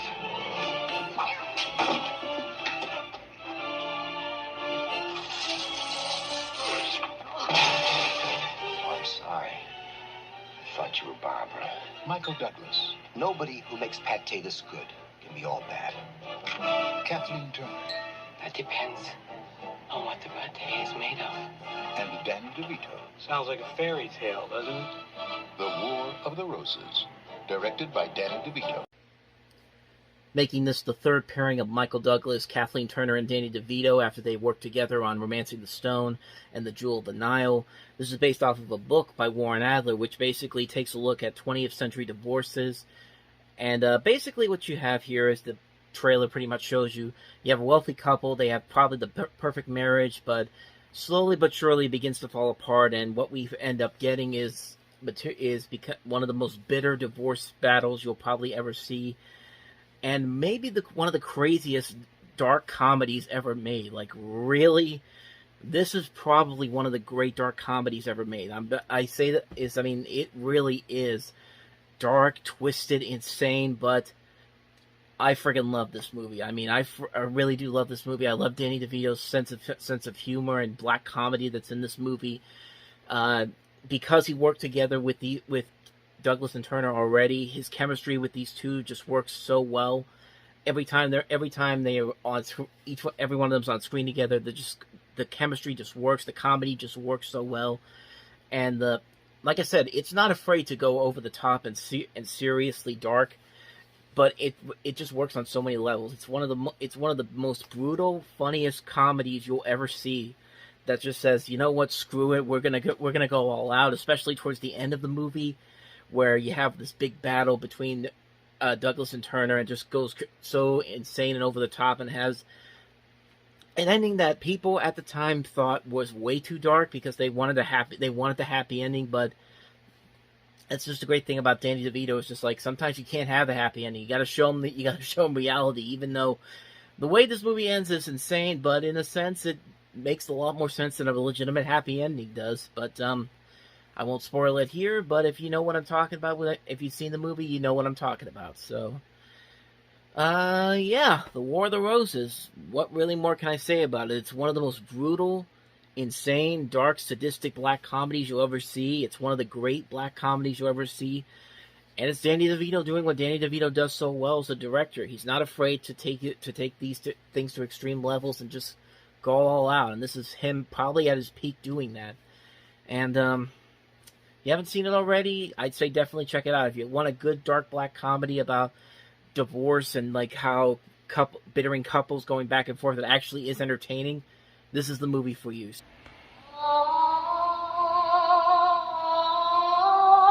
For over 50 years, Walt Disney has turned classic stories into classic animated motion pictures. Now the tradition continues as one of the world's greatest stories becomes the newest Disney motion picture classic, The Little Mermaid. I want to be where the people are. I want to see them dancing up where they walk, up where they run, up where they stay all day in the sun. It's the story of Ariel, a beautiful young mermaid who wants to become human. He's very handsome, isn't he? I don't know, he looks kind of hairy and slobbery to me. Not that one. The other one. And she'll strike a bargain with a powerful sea witch. Have we got a deal? To make her dream come true. What I want from you is your voice. My voice? You've got it, sweet cake. Ariel's been turned into a human. Have you lost your senses completely? The human world, it's a mess. Now, the Little Mermaid is exploring the mysteries of her strange new world. What's your name? What's wrong? You can't speak? But to regain her voice, the sea witch's spell must be broken. Move it! We got an emergency here! Broken by the kiss of true love. It's Walt Disney Pictures' 28th full-length animated motion picture, featuring dozens of delightful new Disney characters and 7 magical new songs. Sha-la-la-la-la-la, don't stop now. Don't try to hide it how you wanna kiss me, girl. This holiday season, share the wonder and magic of a very special entertainment event. A fantastic adventure above the waves and under the sea. Under the sea. Under the sea. When the sun begins to make the music to the destiny. Yeah, we in luck here, down in the muck here, under the sea. Walt Disney Pictures, The Little Mermaid. Yep, this was the movie that really changed the game at Disney. I mean, movies like Oliver and Company and The Great Mouse Detective were much better successes than, say, The Black Cauldron was or The Fox and the Hound, but it wasn't until this, along with the combination of Who Framed Roger Rabbit and the Renaissance, that started the renaissance of animation that would later come in the 1990s. And this was the movie that really pushed it to another level, something that nobody really had expected at the time. But it's a movie that definitely it's definitely a movie that's held up well over time. It's a movie that I think everybody can really get into, not just the girl audience that I think it was mainly targeted for, but people in general, in particular. I think anybody who, no matter what gender you are, can really appreciate the story. And it does take. I do like a lot of the elements here. The animation in this still holds up really well. This is the last movie that Disney did before they pretty much switched over to the cap system that they did in the 90s, which made their animated movies come out better and took less time to do. You can definitely nitpick some things about the movie. You could definitely say that the main character Ariel, she doesn't learn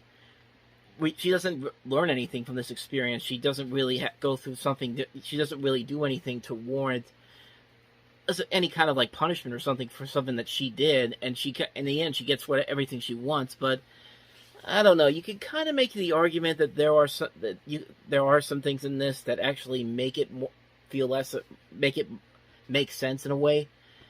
And I do it's one of those arguments that I think a lot of people can really have about this, but I agree with some of those arguments, but I think the movie does just as good of enough job to make you kind of appreciate it for what it really is. I mean, it really is a well-made movie, a fantastic animated movie, a fantastic musical. The songs in this movie are amazing. Howard Ashman and Alan Menken they took what made them what worked in stuff like Little Shop of Horrors and just brought it to here, and they've created some of the most memorable songs in music history, honestly. And it's funny when you look back at the history of this movie and you realize some of the stuff that almost didn't make the cut, like Jeffrey Katzenberg, who was the head of Disney at Disney's animation department at the time, really wanted to cut out Part of Your World because they had test screenings and it didn't work, and they fought long and hard to keep that song in the movie, and they said it was because it wasn't playing well, but the animators were basically making the argument that it just needs to play better with the animation and all that.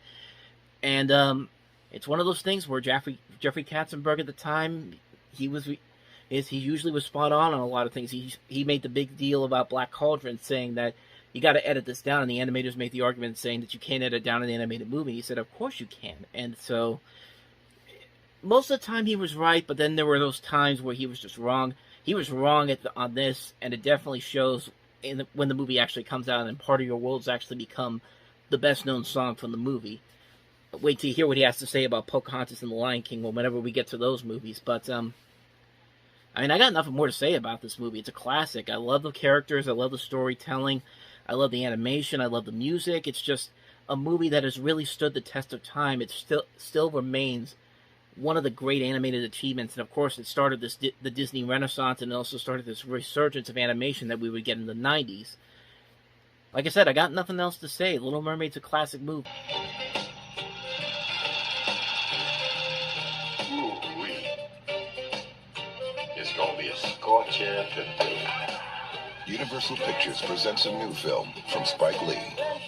Good morning, Miss Mother Sister. Now, Mookie, don't work too hard today. The man says it's going to be hot as the devil. I've been here 25 years. LaSalle's famous pizzeria is here to stay. Trust me. Mookie, the last time I trusted you, we ended up with a son. I know you can't stand it. You can't stand it. Hey, Sal, I'm looking the brothers for the war here. You want brothers on the wall? Love. Get your own place. You can do what you want to do. What I tell you about that noise? What I tell you about them pictures? You talk some brother talk to him. You the man. No, you the man. No, you the man. No, you the man. The first time you turn your back, boom. Right here, man, in the back. Y'all take a chill. You like to sign a petition to boycott Sal's famous pizzeria? Hear me, what you ought to do is boycott that no-good barber that messed up your head. And that's the double truth. Rude, fight the power. Fight the power. On my block, in my neighborhood, on my side of the street. I can't even hear myself think. From Spike Lee, director of School Days, and She's Gotta Have It. Good people, please. If we don't stop this, and stop it now, we're going to do something we're going to regret for the rest of our lives. Doctor? Come on, what? Always do the right thing. That's it? That's it. I got it. I'm gone. Well, Spike Lee had directed 2 movies prior to this, School Days and She's Gotta Have It. This is the movie that really put him on the map. This was the movie that garnered the most critical acclaim, the most, and is considered by many as one of the best movies of the decade, one of the best movies of all time, and it's also one of the most influential movies of its time. And like I said, it's one of my favorite movies of all time. Like, even nowadays, race is still such a touchy subject. Do the Right Thing manages to show that there's a problem with the way the world is, and that there are ways to fix the problem, if people actually took their time of how to fix these problems. On top of that, Spike Lee, I think, does a great job mixing in a good strip, talking about the problems of the world, and how our main characters cope with these problems, and adding in this unique directing style that he would later use in his other movies. The dialogue feels very real. It's not afraid to speak the truth. It uses language that is common even to the world today. Like, you know, take the scene where Mookie and Pino are just talking over a machine or just having a conversation.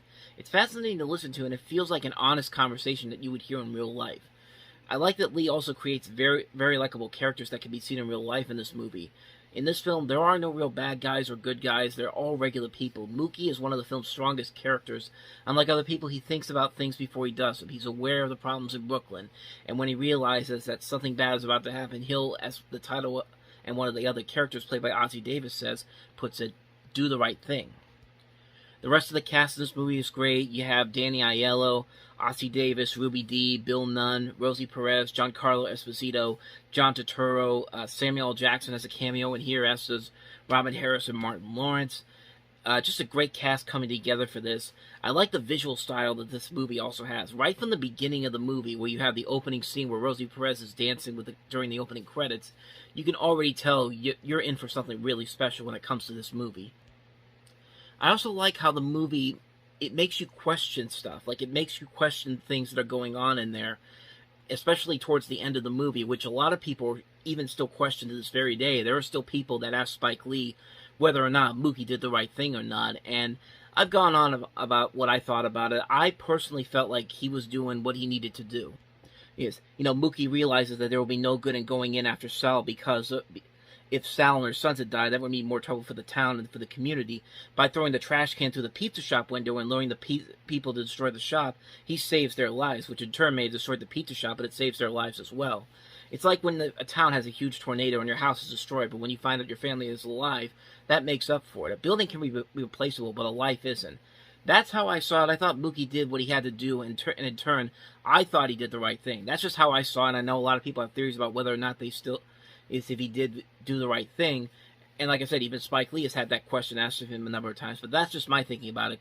It might not be what he was thinking, but that's just my theory about it.